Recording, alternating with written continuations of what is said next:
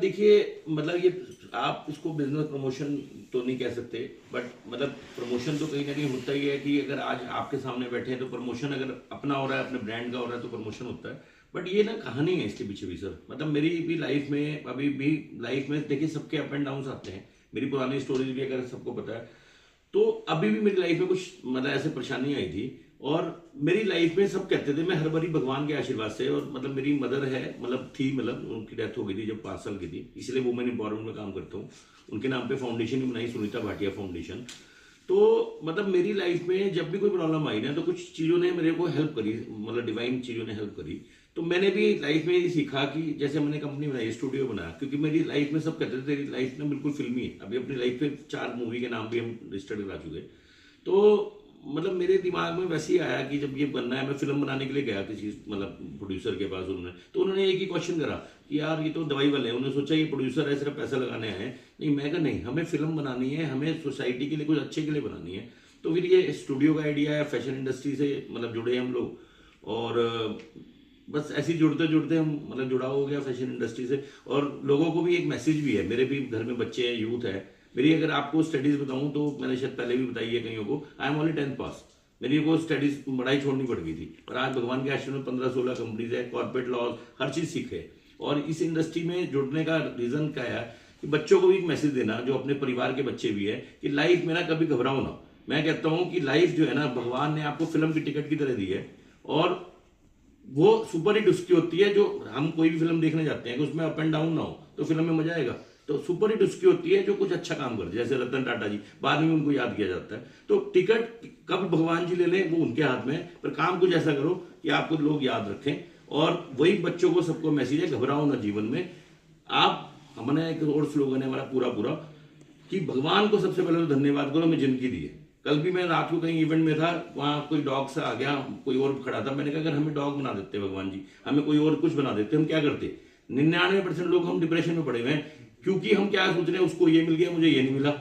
और अगर हम भगवान को धन्यवाद करें कि ये हमें जिंदगी मिली है, बड़ों की रिस्पेक्ट करें पूरा पूरा, छोटों को प्यार दें पूरा पूरा, काम के टाइम पे काम करें पूरा पूरा, और इंजॉय के टाइम पे इंजॉय करें पूरा पूरा, तो फिर हमें आशीर्वाद मिलेगा पूरा पूरा। और यही मैसेज है। और एक और मैसेज है बच्चों के लिए, सबके लिए, अपनी लाइफ में 4 सी कभी मत लाएं। कभी किसी को कॉपी मत करें, कॉपी करेंगे तो डुप्लीकेट खिलाए जाएंगे। कभी किसी से कंपैरिजन मत करें। मैं कहता हूं कि किसी भी भगवान की कहानी, किसी भी कहानी सेम है तो फिर वाई वी आर कंपेयरिंग। तीसरा, कभी कंपटीशन मत करो। स्कूल से ही कंपटीशन शुरू होती है। अभी मान लें इनका भी इवेंट है, उनको बच्चों को भी मैसेज देना चाहता हूँ, कंपटीशन मत करें कि फर्स्ट कौन है, सेकंड कौन है, थर्ड कौन है। सबसे बड़ी इंपॉर्टेंट चीज है कि आप पार्टिसिपेट कर रहे हो, और कंपटीशन करना चाहिए इंसान को अपने आप से, कि कॉम्पिटिट करना है कि मुझे ये बनना है। चौथी चीज, जो डिसाइड कर लो, कंफ्यूज मत हो। तो 4 सी कभी मत लाएं। तो यही हमारा मैसेज है। धन्यवाद सर। देखो, एक्चुअली मेरे फादर आर्मी में थे, ट्रू क्रॉप्स ONC में अम्बाला कैंट में पोस्टेड थे। तो ऑब्वियस है कि कहीं ना कहीं ऑब्वियस है कि मैं आर्मी फैमिली से बिलोंग करती हूँ। तो इस तरह के इवेंट से जुड़ने का मेरा मकसद यही था कि एक तरह से मेरे फादर को पास्ट हुए भी 4 इयर्स हो चुके हैं। हाँ, तो वो रही है। सो इस वजह से एक तरह से मेरे फादर के लिए श्रद्धांजलि भी है मेरी तरफ से। और कहीं ना कहीं कल्चर को देखते हुए, क्योंकि देखो फैशन शोज की इंडस्ट्री की अगर मैं बात करूँ तो वेस्टर्न को बहुत ज्यादा इंपॉर्टेंस दी जाती है। कहीं ना कहीं हमारे जो फोक डांस हैं, हमारी देशभक्ति कहीं ना कहीं विलुप्त है आज के टाइम में।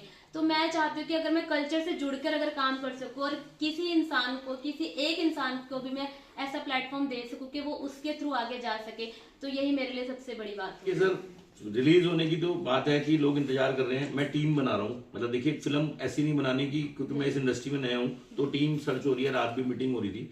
एक मूवी का नाम रखा है मेरा क्या कसूर। वो बच्चों के ऊपर है, सामाजिक ऊपर है। उसका टॉपिक भी है कि अगर बच्चा जरा सा ही बड़ा होता है तो पेरेंट्स भी आपस में मजाक में भी कंपैरिजन करने लग जाते हैं। भाई मेरे से, मम्मी कहेगी पापा से ज्यादा प्यार करते हैं, मेरे से ज्यादा प्यार करते हैं। और कभी बुआ की तरफ ज्यादा डाइवर्ट हो जाए तो बुआ की नेगेटिव बताने लग जाएंगे, चाचा की तरफ डाइवर्ट हो जाए तो नेगेटिविटी स्प्रेड हुई हुई है। फिर बाद में एक उसका जब हम लॉन्च करेंगे ना, तो हर कोई छोटी सी उम्र से लेकर बड़ी की उम्र, वो लेके खड़ा हुआ है हाथ में टैग मेरा क्या कसूर।